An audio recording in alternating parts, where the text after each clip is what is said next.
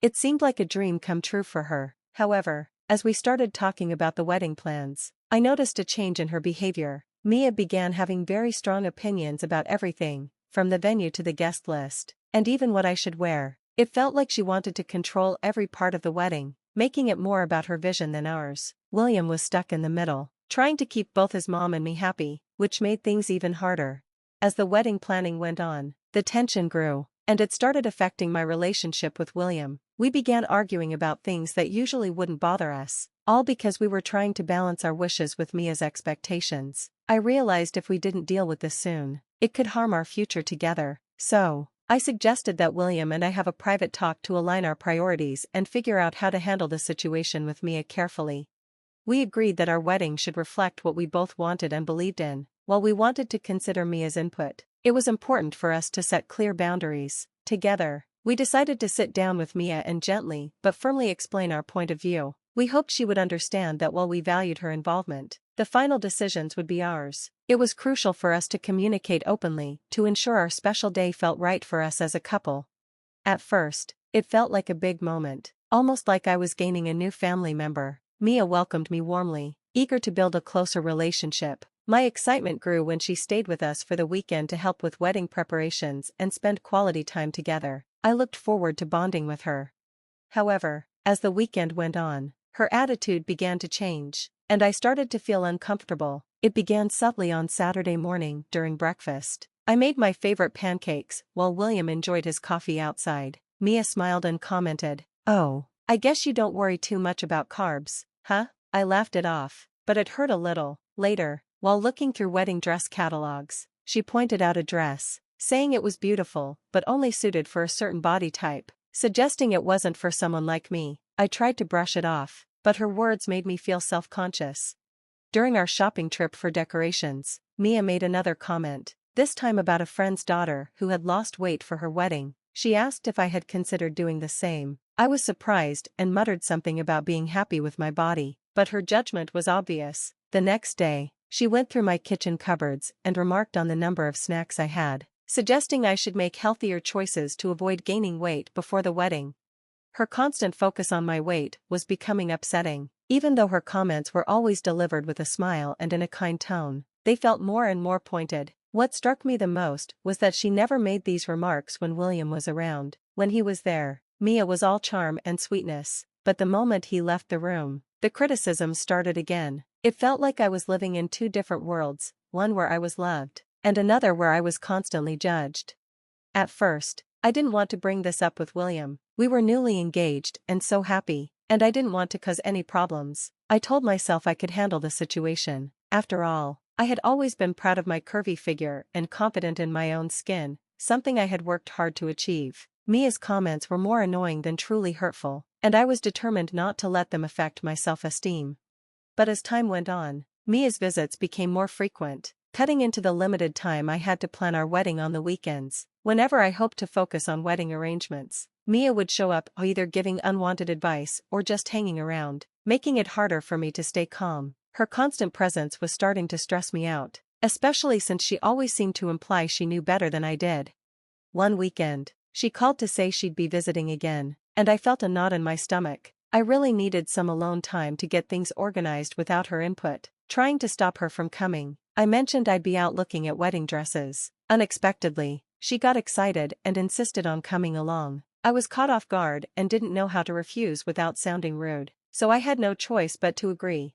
I agreed to let Mia come along, and when she arrived, she was very excited, but deep down, I was nervous about how the day would go. As we went to different bridal shops, Mia took on a motherly role, picking out dresses I didn't like and commenting on how certain styles didn't flatter my figure. It was overwhelming. When I finally tried on a dress I really loved, she said it was nice, but maybe too tight around the waist. She suggested I go for something more flowy, to be more flattering. Her comment crushed my excitement, making me second-guess my choice. By the end of the day, I hadn't picked a dress and felt disappointed.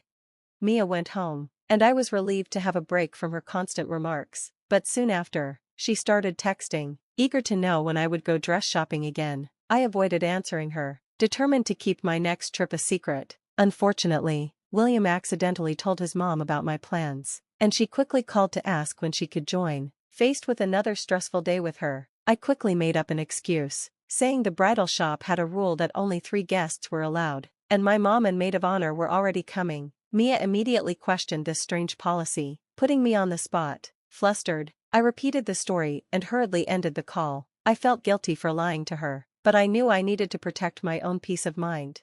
Even though I felt bad, I reminded myself that this day was supposed to be fun and exciting. I decided to focus on the positives and enjoy the support of my mom and maid of honor. When they picked me up, I put the guilt behind me and focused on having a good time. It didn't take long before I found a dress that felt perfect, almost like it was made just for me. Afterward, Mia stopped calling or texting me. She still spoke to William, which eased any tension between them, but she didn't reach out to me.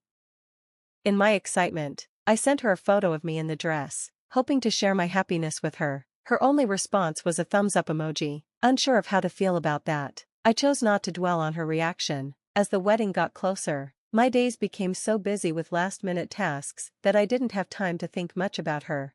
When the wedding day finally arrived, everything was perfect. Walking down the aisle toward William felt magical. However, William was too upset to listen to her explanations and demanded she leave immediately. I had never seen him so distressed, and it broke my heart to see him in conflict with his mom on what was supposed to be a joyful day. The mood of the reception quickly turned sour. Guests could sense the tension, and the celebratory atmosphere we had carefully planned vanished. People started leaving early, and soon the reception ended much sooner than expected. The abrupt end to what I had hoped would be a perfect day was devastating. William and I went back to our hotel room, completely drained by the day's events. The emotional toll was heavy, and I felt deeply saddened that what should have been one of the happiest days of my life had been tarnished. After the wedding, Mia tried reaching out to both William and me through texts and calls, but we were too hurt and needed time apart to process everything. William was clearly torn. He loved his mother, but felt deeply betrayed by what she had done. It was a complicated situation with no easy solution. When we returned home after the wedding, I tried to move forward and focus on starting this new chapter of life with William, but memories of that day kept coming back, filling me with regret and wondering what might have been if Mia hadn't pulled her risky prank. Thankfully, our honeymoon provided a much-needed break. We threw ourselves into new experiences, enjoying moments of pure happiness and companionship, free from the recent stress. For those 5 weeks, life felt wonderfully normal, but reality hit as soon as we returned. When we pulled into our driveway, Mia was waiting for us at the doorstep. My heart sank, and anxiety gripped me. I knew this confrontation was coming, but I wasn't ready for it to happen so soon. The worst part was that Mia didn't start with an apology. Instead, she continued to defend her actions, insisting that her prank was harmless and minimizing the seriousness of what she had done. Her refusal to accept responsibility made the conversation even harder. William had finally had enough. He confronted her, explaining that she had crossed a line, and the only way forward was for her to admit her mistake and apologize to me. Until then, he said, their relationship would be limited to holiday gatherings, like distant relatives who only see each other occasionally. Mia was shocked by his firm stance and started to cry, but William stood his ground. I could see how painful it was for him to set these boundaries with his own mother, but he remained steadfast in supporting me. I felt safe and respected with William's support, but things took an unexpected turn when Mia suddenly showed up outside my office one day, surprised and not wanting to cause a scene at work. I agreed to meet her at a small cafe across the street. She was visibly upset, and as soon as we sat down, she broke down in tears, catching the attention of other customers. Mia expressed her disbelief over William's firm stance, saying he wasn't answering her calls or texts. She begged me to talk to him and help restore their relationship to how it was before. However, she still hadn't apologized for what she did at the wedding, acting like it wasn't that serious. I told her that instead of showing up unannounced and making a scene in public, she should take time to think about how her actions had affected both me and William. I reminded her that she had ruined my wedding day, and it wasn't fair for her to expect me to just forget that and convince William to forgive her. When she tried to defend herself, saying she didn't mean any harm and was only sorry about how I reacted, it became clear that she didn't really understand the impact of what she had done. As Mia continued crying, drawing more attention in the cafe, I felt increasingly uncomfortable and just wanted to leave. I told her I would see what I could do, but I didn't make any promises about fixing things between her and William. I left the cafe, still unsure if I could forgive her. Her apology only came after I pushed her for it, which made me hesitant. My mom advised me to forgive my mother-in-law, but I still felt conflicted. What do you all think I should do in this situation?